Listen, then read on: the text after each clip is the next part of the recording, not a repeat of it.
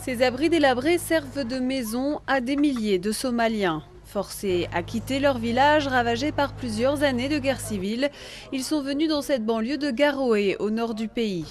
Timan Boul vit ici depuis 8 ans. On n'a rien, pas de soins médicaux, très peu de nourriture, pas de toilettes. Mes enfants sont facilement malades, tout est tellement sale.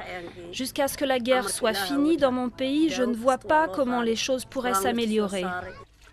Avec 2000 personnes se partageant le même point d'eau et très peu de travail disponible, chaque jour est une bataille pour survivre.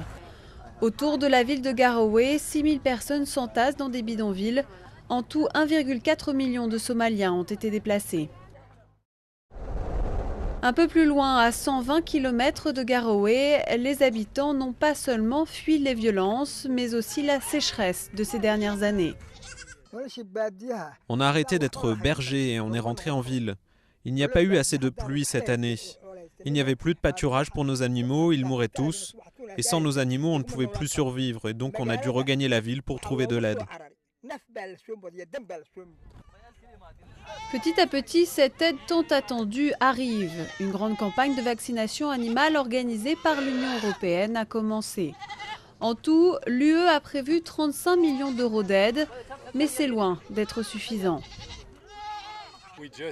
Nous essayons de nous adapter aux besoins de la population, mais nous sommes évidemment très loin du minimum acceptable à Garowe. La principale difficulté des organisations internationales, accéder aux réfugiés alors que les combats font rage. Depuis 1991, le pays est en guerre civile.